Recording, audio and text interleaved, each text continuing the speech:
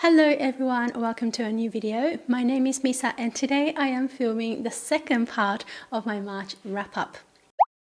As I mentioned in the part 1 video of my March wrap-up, I actually read 15 books in the month of March, 8 of those being in English and 7 in Japanese. So in the first video, which I will link down below in my description box, I talked about the 8 English books, and so today we'll be covering the Japanese books. As far as I know, the books that I'll be talking about today don't have English translations at this point in time, but I hope that the popularity of those books grow enough that somebody will come up with a translation sometime in future.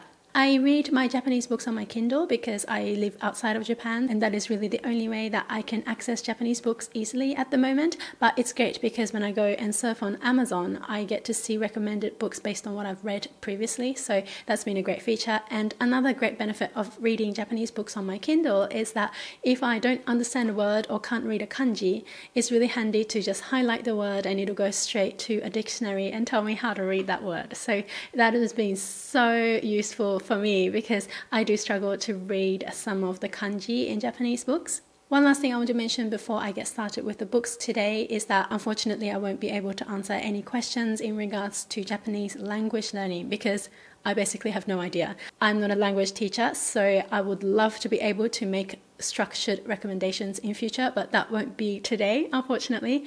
And also I'm on a personal project actually to improve my own Japanese reading because I only did 3 years of primary school in Japan, and that was my only formal Japanese education. Every other knowledge that I have of Japanese was gained through conversations with my own family and my own private studying because I've never had tuition or gone to Japanese classes. That being said, I have no trouble nowadays reading general fiction, but it's only when it gets to the classics or really old texts that I have no idea what I'm reading. So I prefer to read an English translation or a modern Japanese translation that is put out by scholars of like ancient poetry or something like that. I hope that makes sense, but I think it's quite similar to any other language. Like for example, in English, we also have ancient texts that are quite difficult to understand on the first read, and it's only after we read some explanatory notes or have gone to lectures or listened to seminars or something that we start to understand that material. Alright, so now let's jump into the books. Some of these I have no idea how to say the titles in an English translation. It would become like a literal translation, so I will just say it out loud in Japanese and then try to explain what that title means. The first book I read was called Mangetsukohi No Hoshiomi by an author called Mochizuki.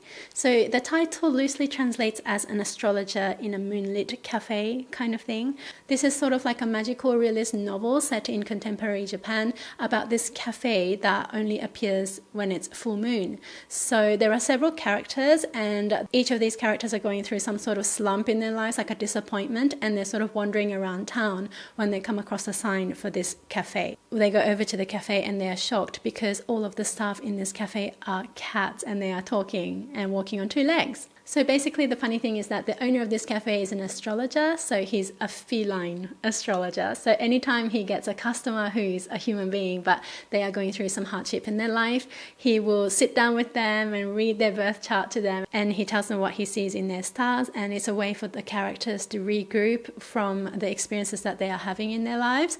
And it's so cute because the owner actually then makes these customers a custom-made dessert, and it's really beautiful because I think in the hard copy they insert these illustrations in full color. I went to look for those illustrations online, so I'll put some of them on the screen, but they look so delicious. So this book was so cute and amazing, so I gave it 5 stars. The second book was called Mametsubu Hold On Chiisana Inu by the author called Satoru Sato, who is an author I've mentioned quite a few times on my channel. This is the second book in the middle grade fantasy series that I have been rereading since the start of my channel, so I mentioned it I think in my very first video already. In the second book, the characters come across this legend that talks about how the Korobokuru used to have tiny dwarf dogs, so they are searching for them in this story. It is so cute. I can't give them anything other than 5 stars. The third book I finished reading in Japanese was called Kinonokare Ashtanopan by the author called Izumi Kizara, and this is actually a pen name for a husband and wife team. This is a contemporary story about family, and the main character is called Natsuko, and she is in her 20s and she's a widow, but she lives with her father-in-law after her husband has passed away. So there are only 2 of them in this large house. The story takes place 7 years after the husband has passed away, and Tetsuko is already in another relationship, but she hasn't moved out of this house. Basically, there's this whole idea of Tetsuko not wanting to move out of the family home, but then again, the father-in-law, nicknamed Gifu, he also doesn't ask her to move out because they both don't want any change to occur in their lives. So they go on living their everyday lives and they have their own routine already, but neither one wants to bring in any catalysts for change because there's this underlying sense that neither of them have really moved on yet. I enjoyed this book, but I don't think it stood out to me in any particular way, so I ended up giving it 3.5 stars. The fourth book I finished reading in Japanese was called Hoshinoko by Natsuko Imamura. This has already been adapted into a movie, although I haven't seen it yet. This is another story about family, and the main character is called Chihiro, who is a high school student, but when she was born she had a lot of health issues, and that continued until the parents were trying to do everything they could to improve her health. One day Chihiro's father's colleague gives him a bottle of this special water, so advises him to bathe Chihiro in that water and let her drink it and everything, and so she gradually gets better. So after Chihiro regains her health, the parents are completely hooked on this water, so they actually order it in and everything. So the parents believe that the water is blessed and gradually get sucked into this religious sect type of thing. Naturally, this puts a lot of strain on the family because the extended family do not approve of the parents' choice to join the sect, so they do everything they can to get them out of it. I thought this was such an interesting premise for a book because on the one hand we have to keep an open mind because people are free to believe whatever they want to believe, but it was not always easy in this book because the parents have already started to adopt different ways of life. For example, they start to wear this towel on their head wherever they go because they have wet this with the holy water and they believe that it's beneficial to them, so they have to keep it on their body all the time. And it's just like this extreme thing that they started doing and nobody can accept them for doing that. I thought that was so interesting to explore in this book because there are parallels with our own lives, like when we sometimes make huge choices and people don't agree with us. I thought this was a really quirky, interesting book, so I gave it 4 stars. The next book I finished reading was called Nekoを抱いて象と泳ぐ by Yoko Ogawa, and actually this book has a French translation, but I don't know why it doesn't have an English translation. The French version has a title that translates as The Little Chess Player.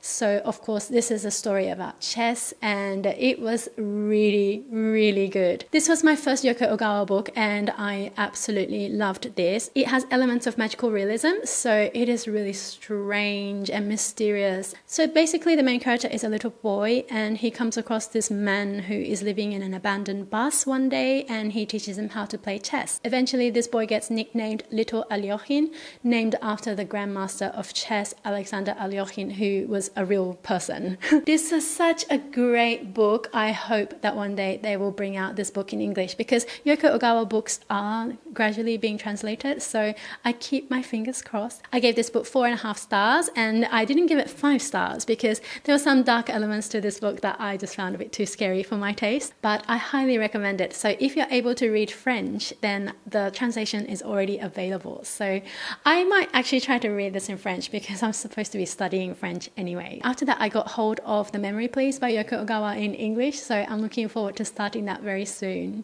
The second last book that I finished reading was called Kanashi Yokan by Banana Yoshimoto. So Banana Yoshimoto's books has been coming out in English, so hopefully one day this will be coming out in English as well. I don't think it has yet. This is another story about family. It's a really popular area to write in Japanese literature, so there are so many family type of stories. But in this one, there are siblings called Yayoi and Tetsuo. They have an aunt called Yukino, for whom Yayoi has this special affinity for. So they do have a happy family life, but every now and again, Yayoi gets this urge to leave, like she wants to run away from home. So then she goes and stays with Yukino. At the beginning of the story, we find out that Yayoi has no memories of her childhood, so as the story progresses, we find out fragments and bits and pieces that we're going to put together. So there is a little mystery element to this story. Again, I thought this was okay and I quite enjoyed it, but it wasn't up there with my favorites, so I gave it 3.5 stars. The last book I want to talk about is called Saigon Omofu by Fumie Kondo. I've talked about this book in a previous vlog actually, And when I looked at the list of books, I just realized that this was supposed to be the first book I talked about in this video. So I'm really sorry that now it's all out of order. Everything else is in the correct order, but this was supposed to be first. So I've messed up. The cover of this book is so cute. It has a couple of dogs on it. So this is why I was attracted to read it. This is another kind of family slash found family kind of story set at an old dog's home called Blanket. And this is a thing, by the way, if you didn't know. There are old dogs' homes in Japan. I don't know if they exist in any other country. Certainly, I don't think they exist in Malaysia. But anyway, there is now a service in Japan where old dogs can go and live out their last days because the owner's circumstances might have changed. So it is a real thing. The main character is Tomomi, and she's looking for work because she actually has trouble holding on to her job as a result of the fact that she has trouble relating to people and talking to people normally. This reminded me of the main character from The Convenience Store Woman by Sayaka Murata, which is available in English. But anyway, they have this quirky personality that sort of makes it hard for them to talk to people. So she gets the job at the dog's home, and it's a live-in job, so she has to move in to the place. And there's another worker called Midori, and they get along fine. As an animal lover, I really enjoyed this book because there are loads of dogs that are introduced in the story, and each of them have different circumstances. But the focus of this story is not really on the dogs themselves, but more on the people involved with the home. There is an owner that appears called Mayako, and she also has a backstory. It was a pretty fun read, and just for the fact that it had lots of dogs in it, I gave it 5 stars. Alright, we've made it to the end of part 2 of my March wrap up. I can't believe I read 15 books in March. I'm not sure that I can keep up this pace, but hopefully I can. As I said before, none of these books have come out in English yet, but it is my hope that they will sometime soon. Only one of the books that I talked about, which is the Yoko Ogawa one, exists in French, so if you're able to read that, I highly recommend picking that one up. Please let me know down below if you have enjoyed any books written by Japanese authors, and I would love to check them out as well. Thank you so much for watching today's video. I really hope you enjoyed this one. Please hit the like button to support my channel, and please consider subscribing if you'd like to see more videos from me, and I will see you in my next video. Bye!